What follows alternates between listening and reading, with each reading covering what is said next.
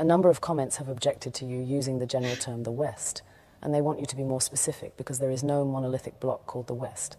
It is an unfair generalization, they say. You know, it's strange, if you think about it. It's strange that you don't want me to call you the West. You don't want everyone to be lumped together under that term. It's not my term, it's your term.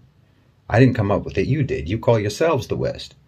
Western civilization. We all grew up hearing about how wonderful the West is. Western achievement, Western thought, Western enlightenment. You're happy to take collective credit as the West for whatever you think is good. But for the bad things, you want to disassociate yourselves from it. When you're talking about the bad things, then you're like, well, what West are you talking about exactly? Who do you mean by the West? The way you people tell the story, people like Douglas Murray or Jordan Peterson or Sam Harris or Richard Dawkins or Hitchens, Christopher Hitchens, all these types, you would think that every European on the continent participated in painting the Sistine Chapel. Everyone painting in shifts. All of you collectively invented penicillin, from the telephone to airplanes, from the cotton gin to the microchip. You all did that as one gigantic team effort. We, the West, abolished slavery. We, the West, gave women the right to vote. We, the West, developed modern technology.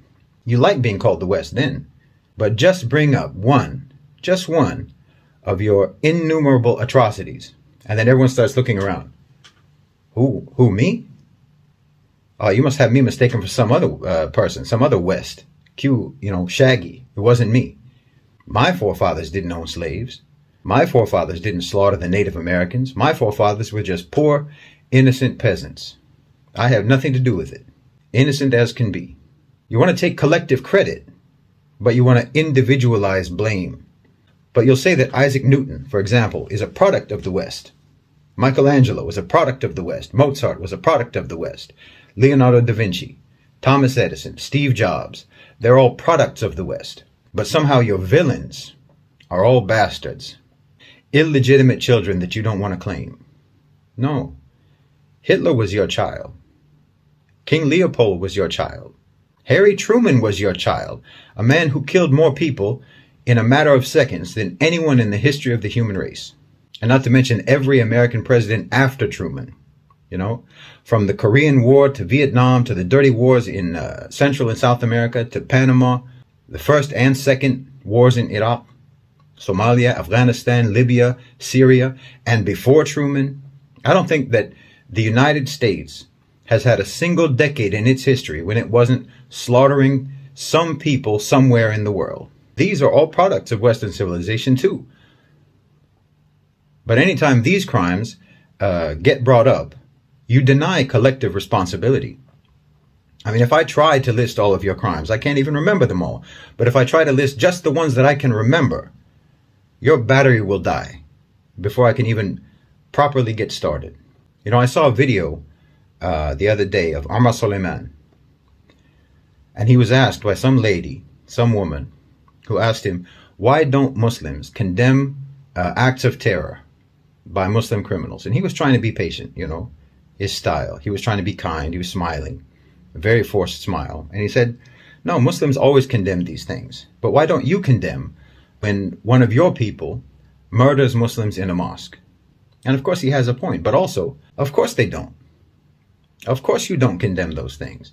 You've got statues of Winston Churchill, who starved millions of Bengalis and who used poison gas on the Kurds.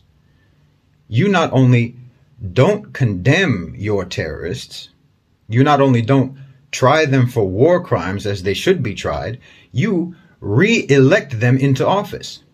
Not just elect them, re-elect them. And you deny any responsibility for their atrocities.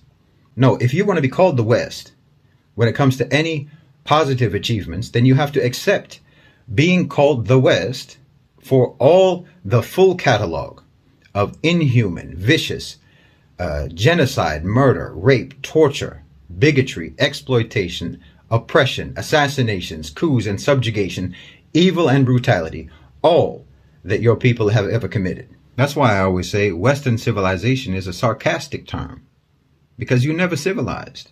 And, we made cool stuff is not a defense.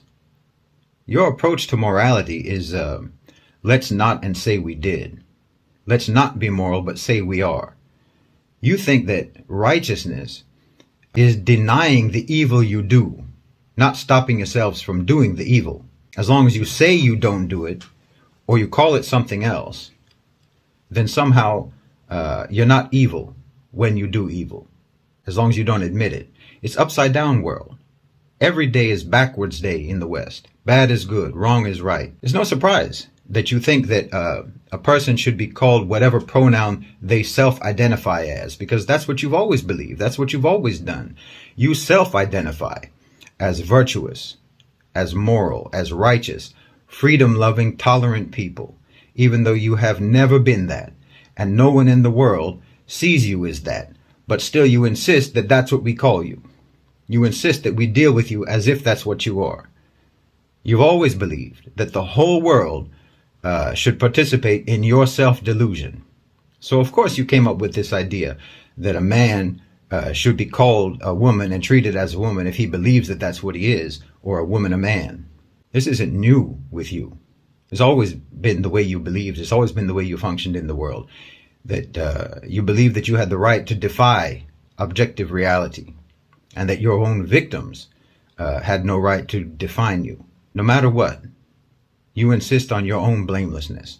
And I'm telling you, how on earth do you expect to ever stop doing blameworthy things if you think that you are immune from blame no matter what you do?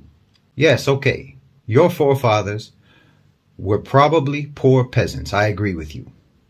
They didn't participate in the crimes of the West. They didn't participate in colonization or imperialism. But then they also have no reason to take pride in the achievements of the West either, and neither do you. They were victims of the West in their own way, and so are you.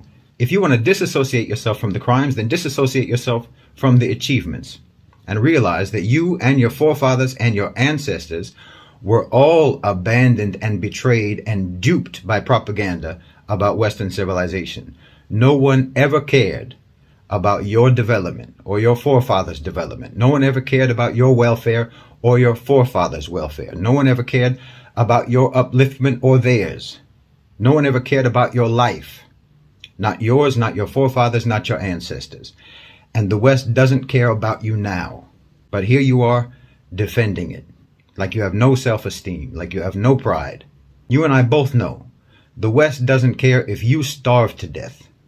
They don't care if you get kicked out of your home and live on the streets. If you spend the rest of your life drowning in debt, they don't care. If you fry your brains on drugs, they don't care. And if you decide that life is too hard, they'll help you kill yourself. That's the West. And that's what the West thinks of you. The West didn't raise you right because you don't matter to the West. They don't care if you have knowledge. They don't care if you have an education. They'll pass you on up to the next grade whether or not you can read or write, because you don't matter. Every day of your life, your civilization all around you is shouting at you in a million different voices that you don't matter. You're just a replaceable cog in the machine. Everyone in the West is regarded as disposable by the West, and still you defend it as the pinnacle of human refinement. You need to break that spell because you're living in a trance of propaganda that's all designed to keep you oblivious to your own humiliation. But then you'll get mad at me for trying to tell you to break that spell, to break that trance. You'll get mad at me because I'm trying to tell you that you need to stop being humiliated. You need to stop aligning yourself with the ones who are humiliating you. You need to stop aligning yourself with the ones that were humiliating your forefathers and that are humiliating you now. And you're going to get mad at me. But you don't disassociate yourself. I'm supposed to disassociate you from them, but you're not. Why should I disassociate you from the West when you don't do it yourself? I'm trying to tell you that you need to break the trance. I'm trying to tell you that you need to break out of the propaganda. You need to break out of the indoctrination. You need to break out of the programming. But you're going to get mad at me for telling you that. And you want to hold on to the programming. You want to hold on to the indoctrination. And then while you're holding on to it, I'm supposed to separate you from the indoctrination that you're holding on to. So how are you supposed to change?